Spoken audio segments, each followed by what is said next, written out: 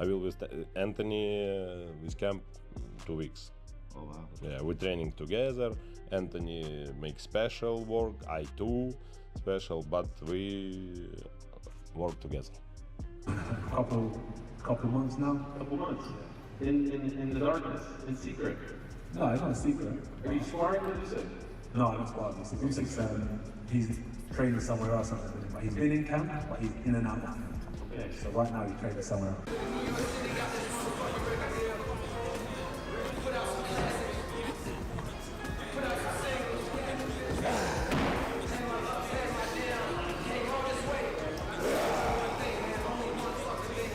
In a brand new interview, Usyk finally revealed everything about training Anthony Joshua for his upcoming showdown with Jake Paul. And according to Usyk, Joshua isn't just sharpening his skills, he's being rebuilt with Usyk's own strategies, footwork, and timing. The same tools that confused, frustrated, and dismantled heavyweights at the highest level.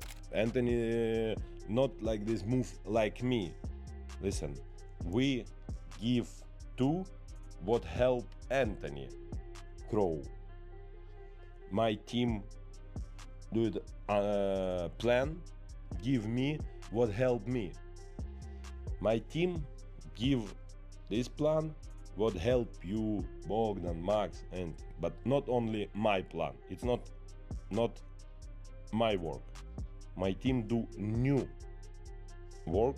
Anthony, look, this is work like this. Okay, I try. We work. Usyk claims this game plan will make Joshua unpredictable, sharper, and impossible for Jake Paul to deal with. Anthony is like a friend. If I can help my opponents, I help.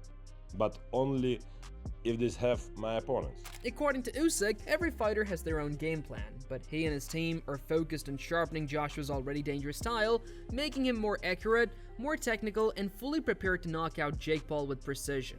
Usyk also confirmed that Anthony Joshua has wanted to team up with him for a long time, and now that it's finally happening, their joint training camp is set to begin in the next 2 weeks. For example, we speak with Anthony. Say, hey bro, I have preparation. If you can come with my camp, we training with you together. Oh, it's a good idea. It's a good idea. But Anthony don't have time, you know. I have now. It's possible because I will with Anthony with camp 2 weeks. Oh wow. Yeah, we're training together. Anthony makes special work, I too special, but we work together.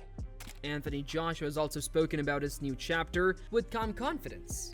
He said that training with Usyk isn't just a reunion, it's a chance to sharpen the finer details that only a champion like Usyk can point out. Joshua explained that he has always respected Usyk's eye for timing, footwork, and precision, and now he finally gets to learn those tools up close. For him, this camp isn't about hype, it's about perfection, and he believes that with Usyk guiding him, Jake Paul won't just be facing power, he'll be facing evolution. So no, I won't be trained by Ben Davison. I said that London's a bit distracting for me.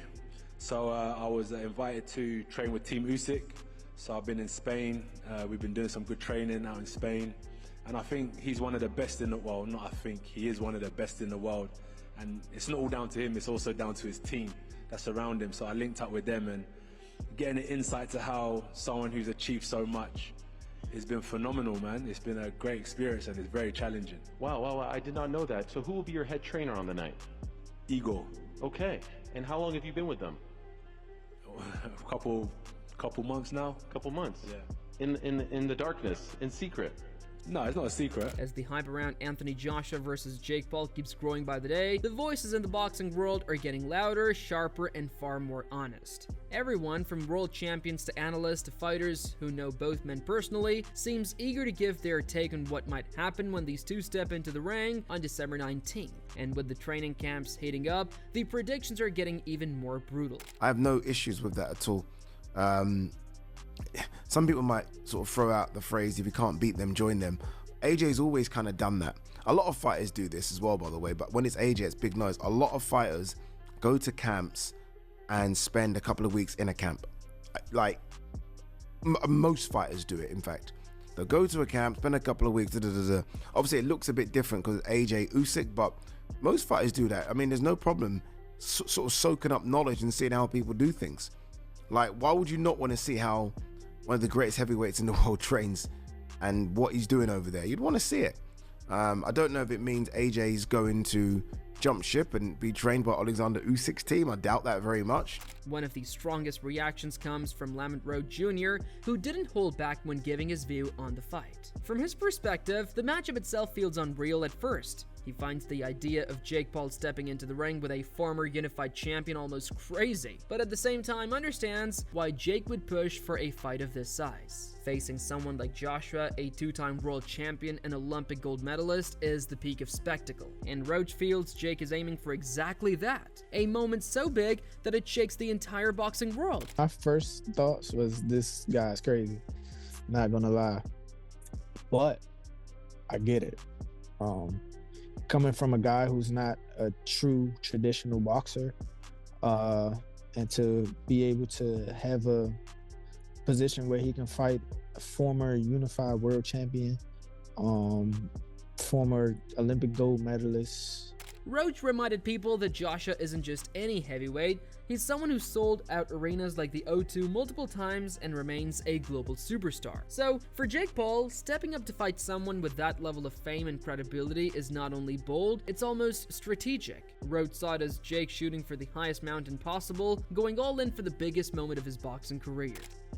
And to do it on such a stage where Anthony Joshua was a superstar as well. I mean, like, he sold out the O2, you know, twice. Absolutely. I think. So, you know, I think Jake is setting himself up for, you know, a huge spectacle, and which is, you know, kind of smart. If you're going to go big, why not go to the highest, like the highest of the mountain? But when it came to predicting the actual fight, Roach was far more blunt. In his eyes, Jake Paul is walking into real danger. He believes Paul will get hurt, and not just lightly. Roach imagined something similar to what Francis Ngannou went through, something heavy and violent. He predicted that Jake would get obliterated, and although the fight will bring huge attention, huge numbers and huge money, Roach seemed convinced the physical price for Jake would be severe. He gets hurt, for sure. I think he gets obliterated, something close to like Francis Ngannou. I think something like that happens, and it's going to be bad for him. But there will be a lot of viewers. There will be a lot of viewers, and the answer will be a lot of money. While experts shared their predictions, Jake Paul himself was busy reminding people that he's not intimidated by Joshua at all. Instead, he brought up a moment from their very first meeting years ago in Dubai. At the same time, Jake Paul had just beaten Anderson Silva and Joshua was in the UAE, relaxing during a break from boxing. The two crossed paths and ended up playing laser tag, and according to Jake, the day it revealed something important to him. He believes he has one clear advantage over Joshua: speed. He's an Olympic champion, two-time unified heavyweight champion, but from a boxing standpoint, what does Jake Paul have that Anthony Joshua doesn't have? Man, speed. You know, I beat him in laser tag when we first met in Dubai. He didn't see me coming. Jake described how he moved around corners quickly, landing shots in the game, catching Joshua off guard again and again. He pointed to that moment as proof that he's trickier and faster than people expect. Even though that match was a friendly game, Jake used it as a reminder that he's more unpredictable than he looks, and that speed could play a big role when the two fight for real. I was popping around the corners, shooting him non-stop, eliminated him multiple times, and that's because I'm tricky. I'm sneaky and I'm fast. Headshot, or are you going to the body? Both, baby. It's gonna be a long night for him. Long night. Long night. Long night. Someone who has seen both fighters up close is heavyweight David Adelaide. He sparred Joshua in the past and later spent time inside Jake Paul's gym, watching him train and evolve over time. Because of that unique experience, Adelaide has a completely different insight compared to most people commenting from the outside. I can't remember if you were part of his camp at one point, or I was in the gym with them. You didn't spar him, right? No. So what do you think? You've obviously sparred Joshua. What's gonna happen? Good fight. You know, I'm not the worst person. I always give political answers, don't I? I just sit back. But it's a good fight. It's a good fight, I think. And look, Jake Paul knows why he asked for AJ. So we'll see what happens December 19th, right? Adelaide explained that Jake Paul is not the clueless YouTuber people still try to label him as. He's someone who listens, asks questions, absorbs information and pays whatever it takes to get the best coaches, trainers, nutritionists, and specialists. Adelaide makes one point clear. Jake knows exactly why he asked for a fight with Joshua. The YouTuber turned boxer saw something he wanted to test himself against, and Adelaide made it clear that Paul approaches training like a real full-time athlete, not a celebrity dabbling in boxing. Who, Jake? He's a learner. He wants to listen. He asks questions. He does dig deep. Whatever's asked of him, he tries to provide. Look, everyone calls him a YouTuber, but this is a man with a lot of money, so he's obviously paid for the best of everything. So he's one of the best trainers, nutritionists, chefs, S&C coaches. He's studying the sport. He's a full-time athlete now. At the same time, UFC bantamweight champion Sean O'Malley shared an entirely different concern, one based in fear rather than tactics. As a friend of Jake Paul, O'Malley admitted that this fight worries him. He spoke about how dangerous heavyweight knockouts can be, describing how getting hit by someone with the size and power of Joshua isn't just career-changing, it could be life-changing. He emphasized that a single bad concussion can impact someone forever, and he finds it wild that Jake is willing to put everything on the line against someone like Joshua. Getting knocked out by someone like that changes lives. AJ versus Jake Paul. Do you see the size difference? Do you see how He's huge a monster, that guy bro. is? Yeah. 6'6", 265. Wait, Jake's probably 240? 6'1", 220. That is absolutely insane. This fight, as a friend of Jake, I'm scared. Getting knocked out, bad concussions are scary. So it doesn't change just your career path. It can change lives. It can change the way you think. From O'Malley's perspective, even if Jake doesn't win and simply survives the 8 rounds, that would already count as a victory. Going the distance with a heavyweight champion would be proof that Jake's toughness and skill have reached a new level. But O'Malley made it clear that the danger is very real and the risk Jake is taking is massive. If Jake goes to a decision and loses a decision to AJ, I think that's a win. That's a massive win. If he goes out there, goes 8 3-minute rounds with Anthony Joshua, that is a win. He's like a professional world champion boxer. He's fought the best of the best. He's a legitimate professional boxer. He's not an influencer. Dude, did you see him knock out Francis Ngannou? Bah!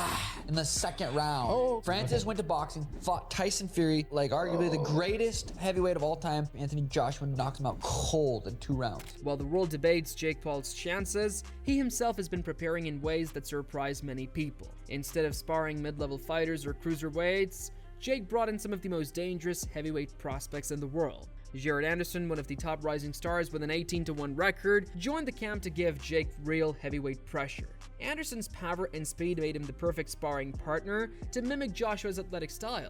Next great hope for heavyweight and Jared Anderson. He may still be. We'll see. I don't know. He's 26 and came off the really bad loss to Martin Bakole, but got a win back after that. We'll see where Jared Anderson's career goes. Hasn't went over Charles Martin. Another shocking addition to Jake's camp was Frank Sanchez, a Cuban heavyweight known for his slick movement and sharp counter-punching. Sanchez and Anderson could end up fighting each other in the future to earn a shot at Oleksandr Usyk, yet here they both were, helping Jake prepare for Joshua.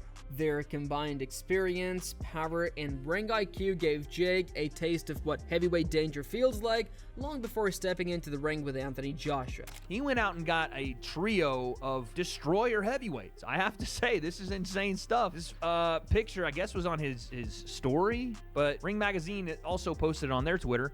Jake Paul sparring in the gym with heavyweights Jared Big Baby Anderson, Frank Sanchez, and Lawrence Okoli to prepare for his fight against Anthony Joshua next month. Now, this picture is insane. Number one, you do have legitimate heavyweights there. Frank Sanchez, probably the most legitimate of them all right now, the Cuban Flash, is 25-1 with 18 knockouts. He did get beat by Cabiel, but he's a legit heavyweight. Sorry, ads are going crazy. Legit heavyweight. Got a win over F.A. Ajagba, what we thought was going to be America's great hope. Jake didn't stop there. He also added British heavyweight champion Lawrence Okoli to his training camp. Okoli, a former cruiserweight world champion, brings a mixture of range, timing, and movement that challenges Jake in different ways. Working with champions and elite contenders allowed Jake to sharpen his reactions, defense, and ability to handle real heavyweight power in a controlled environment. But that's a legit heavyweight, and then we have Lawrence Okoli, who was, a world champion at cruiserweight, which I don't know how he ever made cruiserweight because he's big as fuck. I did a commentary with him on one of the influencer cards, and the dude was taller than me and looked like he was all of 260 pounds, which is pretty much what he is now. And he's 22-1. Just moved up to heavyweight a couple of fights ago. So these are legit heavyweights that Jake has in camp. These aren't just heavyweight cans that he's coming in and sparring with. Now, when you look at this picture, the first thing that jumps off the page is that Jake looks like a youngster that hasn't quite fully grown into heavyweight, when in reality, this is as big as he's gonna get. Well, I shouldn't say that, who knows, but this is the biggest that Jake is. With all these opinions swirling around, some predicting destruction, others offering respect, and some expressing genuine fear for Jake's safety, the atmosphere around this fight feels unlike anything boxing has seen in years. What began as a surprising announcement has turned into one of the most talked about cross-era heavyweight clashes ever. Jake Paul versus Anthony Joshua. Well, I didn't know if it was 100% yet. Yeah, but I've been told from some inside sources that it's 100%. Jake's a product of what we're speaking about. He's a product of social media. He's a product of because that. It doesn't matter if you're good or not. You don't like it? I don't think it does anything good for the sport. In what way? Heavyweight champion of the world. No, I respect him for fighting him, though. Okay. You're fighting Anthony Joshua? No, I respect that, yeah. But I don't even know what's real anymore. Is Anthony Joshua, is it all staged? I'm in the sport, and I'm starting to question the sport because that's how far-fetched it's gone. A lot of people critique that, and Jake, to the point where Jake's like, I'm fucking suing you if you talk about that online, like me doing. You know what I mean? This and that, which is very interesting in itself. But what? Who sues? As the countdown continues, Anthony Joshua remains focused, training under the guidance of Oleksandr Usyk, who has been sharpening his technique and making him even more precise. Jake Paul, on the other hand, is pushing harder than ever, surrounding himself with talent, absorbing every lesson, and preparing for the biggest risk of his career.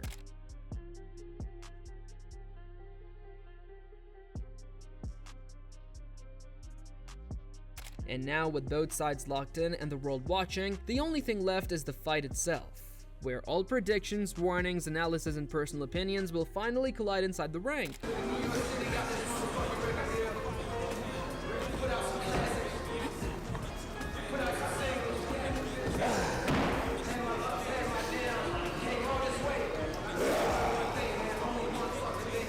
And that's where things stand in this build-up. From Usyk guiding Joshua to experts warning that Jake might be in real trouble. This fight is heating up faster than anyone expected. So who do you think survives this showdown?